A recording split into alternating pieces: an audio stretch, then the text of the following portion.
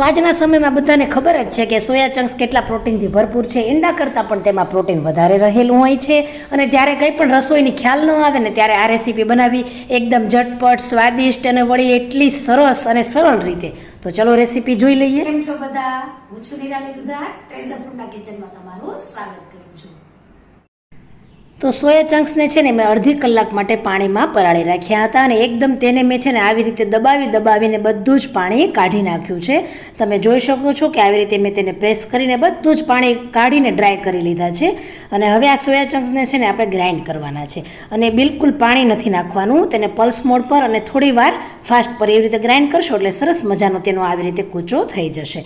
અને ત્યારબાદ અહીં મેં રોટલીનો ઝીણો લોટ કે પોણા 2 કપ જેટલો મેં લીધો છે અને તેને હવે આપણે મોણ કરીશું અને મીઠું કરીશું. તો 1/4 ટીસ્પૂન જેટલું મીઠું અને 2 ચમચી જેટલું મોણ નાખીને સરસ રીતે તેને મિક્સ કરીશું. અને મોણ કરવાથી છે ને લોટમાં એક ખસ્તાપણું આવે અને તેમાંથી જે કંઈ આપણે રોટલી ભાખરી કરીએ ને તે સોફ્ટ બને.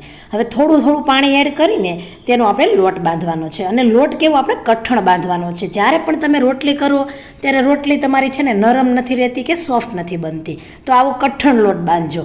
અને તેની ઉપર છે ને એક પ્રોસેસ કરવાની કે 1 ચમચી જેટલું તમારે તેની ઉપર તેલ નાખવાનું અને 1 ચમચી જેટલું પાણી નાખવાનું. બસ આ 2 વસ્તુ તમારે ઉપર એડ કરવી એટલે તમારી રોટલી પણ સરસ સોફ્ટ થશે. અને મિક્સ નહીં કરવાનું, બસ આવી રીતે ઉપરથી તેનું સહેજ કોટિંગ કરવાનું એટલે લોટ સુકાઈ ન જાય. હવે તેને આપણે થોડી વાર માટે રેસ્ટ આપીશું. ત્યાં સુધીમાં આપણે બીજી પ્રોસેસ જોઈએ. તો એક નોનસ્ટિક કડાઈ લઈ લેવાની છે અને તેમાં 4 મોટી ચમચી જેટલું તેલ અને એક મોટું ટમેટું મેં બારીક ચોપ કર્યું છે તેને એડ કરીશું અને એકદમ ધીમા ગેસ પર તેને થોડી વાર માટે સાથ લઈશું. તેને થોડું એવું સોફ્ટ કરવાનું છે, વધારે પડતું સોફ્ટ નથી કરવાનું. તો થોડું એવું ચડે ત્યારબાદ આપણે જે સોયા ચંક્સને આપણે ગ્રાઇન્ડ કરીને કૂચો કર્યો છે તે એમાં એડ કરવાનો છે અને તેને પણ આપણે મીડિયમ ગેસ ઉપર થોડી વાર માટે કૂક કરવાનો છે. તો તેને આપણે આવી રીતે જ મસાલા વગર જ તેને કૂક અત્યારે કરીશું. તો સરસ રીતે તેનો કાચો ટેસ્ટ પણ દૂર થશે અને થોડી વાર માટે તે ડ્રાય પણ બની જશે.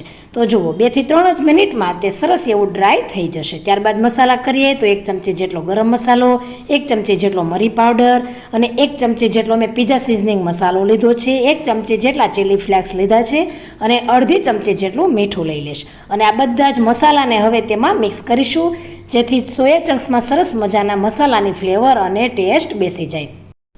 તો 100 ગ્રામ સોયા ચંક્સમાં 345 ગ્રામ કેલરી, 52 ગ્રામ જેટલું પ્રોટીન, 0.5% ફેટ અને 13 ગ્રામ જેટલા ડાયટરી ફાઇબર હોય છે.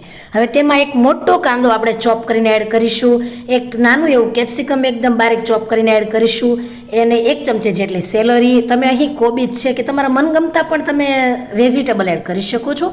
2 ચમચી જેટલું આપણે કેચઅપ એડ કરીશું જેનાથી મિશ્રણ થોડું જ્યુસી બનશે અને થોડો એવો સ્વીટ એવો ટેસ્ટ આવશે. હવે આ વેજીટેબલ આપણે એડ કરીએ છીએ તેને આપણે ઓવર કૂક નથી કરવાના, ફક્ત 1 થી 1.5 જ મિનિટ માટે કૂક કરીને તેને થોડો ક્રન્ચી જ રહેવા દેવાના છે. તો જો આવી રીતે કૂક કરવાના છે અને ત્યારબાદ આપણે 1.5 ચમચી જેટલો અહીં શેઝવાન ચટણી કે સોસ તમે એડ કરી શકો છો. તો મેં અહીં શેઝવાન ચટણી એડ કરી છે અને 1 નાની ચમચી જેટલો સોયા સોસ અને 3 ચમચી જેટલા લીલા ફ્રેશ ધાણા એડ કરીશું અને બધું જ હવે મિક્સ કરી લેશું. તો 4 થી 5 જ મિનિટમાં આ મિશ્રણ રેડી થઈ જાય છે અને તમે જોઈ શકો છો કે કેટલું એકદમ આમ લુકમાં મસ્ત દેખાઈ રહ્યું છે, સાથે એટલું જ હેલ્ધી પણ છે.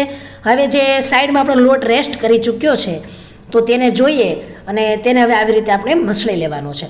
તો થોડી વાર આપણે એટલે કે અડધી મિનિટ માટે તેને આવી રીતે થોડો મસળી લેવાનો છે. અને જેમ મસળીશું ને તેમ કઠણ લોટ બાંધ્યો હતો ને એટલે એકદમ વ્હાઈટ બનશે. જુઓ, અને આ રીતે લોટ તમારો વ્હાઈટ થાય ને તો સમજી લેવાનું કે રોટલી તમારી મુલાયમ જ બનશે. તો હવે નાનું એવું આપણે આ રીતનો એનો પાર્ટ્સ લઈ લેશું અને તેનો થોડો આવી રીતે રાઉન્ડ શેપમાં બોલ બનાવીને તેની હવે રોટલી વણીશું. તો આ પ્રમાણે મેં બધા જ બોલ્સ બનાવી લીધા છે લોટના અને હવે તેને અટામણવાળું કરીને તેની આપણે રોટલી બનાવીશું.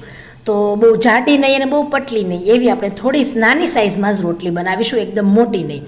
તો જુઓ આ પ્રમાણમાં મેં રોટલી બનાવી છે, નથી મોટી કે નથી નાની. હવે તેની ઉપર હું ઘીથી ગ્રીસ કરું છું, તમે તેલથી પણ કરી શકો, બટરથી પણ કરી શકો. અને 1 થી 1.5 ચમચી જેટલો આપણે રોટલીનો લોટ સ્પ્રિંકલ કરીને એક વચ્ચેથી કટ આપીએ અને તેને આવી રીતે આપણે આખું રાઉન્ડ કરીને તેને આપણે સરસ રીતે એક આવો શેપ આપવાનો છે. અને તેને હવે હાથથી દબાવીને અથવા તો આવી રીતે નીચે આવી રીતે પ્રેસ કરીને એક રાઉન્ડ શેપ આપી દેવાનું છે અને તેને હવે આપણે ફરીથી વણવાનું છે. અને તેને હળવા હાથે વણીશું જેથી એકદમ તે સોફ્ટ બને અને તેના લેયર પણ સરસ એવા તેમાં આવે. હવે જુઓ આવી રીતે વણી લેવાનું છે અને તેની થિકનેસ છે ને આવી રીતે રાખવાની છે, એકદમ પતલી નહીં અને એકદમ જાડી નહીં, થોડી ભરાવદાર જ રાખીશું.